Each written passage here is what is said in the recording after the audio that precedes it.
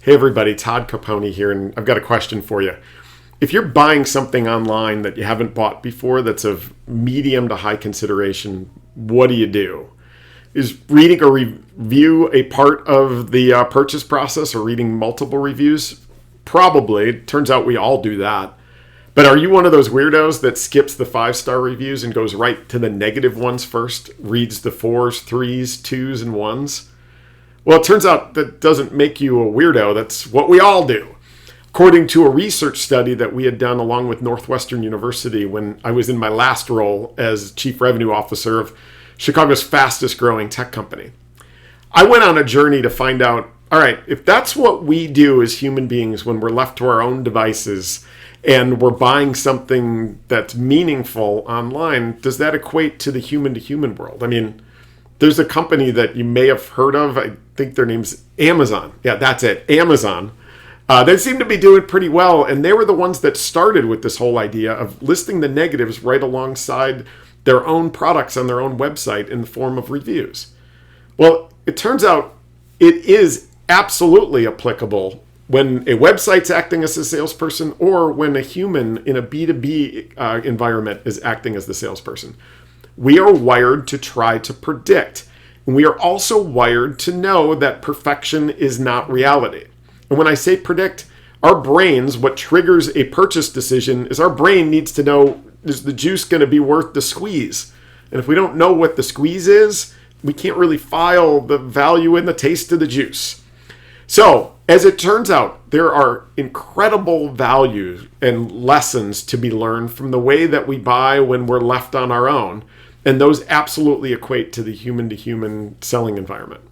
As it turns out, transparency sells better than perfection. Leading with our flaws or imperfections or the things that we don't do is an incredible trigger device in the brain's resistance to being sold to, and helps in many ways, including speeding sales cycles, improving win rates pretty dramatically, helping you qualify in deals that you should win, and just as importantly, qualify out the deals that you're going to lose anyway, just faster.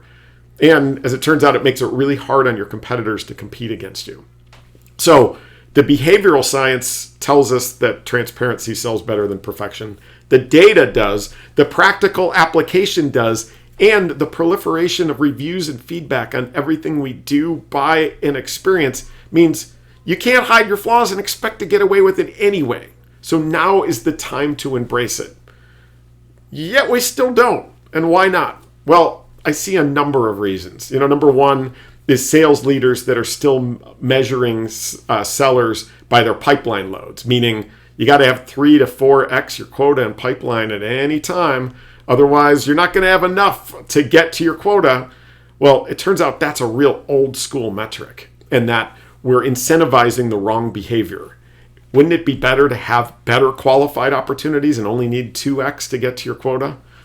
The second reason is a really misguided and old school reason, which is, hey, we'll just hide it. They won't find out. Well, that's no longer the case. It's too easy to get at that information. And if you want customers that not only buy, but stay, buy more, and advocate, that's really a bad idea. Idea number 3 of why people don't embrace transparency yet is this thought that, hey, you know what? If I pour on enough value through the sales process, when they find out that we don't do that thing that they want, we'll be more than made up for it and we'll still get the deal. Not a good idea. Or the fourth reason that we don't do it is we're not quite sure how. We're afraid that we're just going to walk in and go, hey, Mr. or Mrs. Customer, this is why we suck. Don't do that. As it turns out, there's a book called The Transparency Sale. I can't believe it either that it's been a multiple time bestseller, even international, and it's won 3 Best Book Awards. And I've decided it's 2020. The holidays are right around the corner. We just put up our tree yesterday. So I've put the book on sale. So if you head on over to Amazon and you want the Kindle version, it's only $2.99 this week.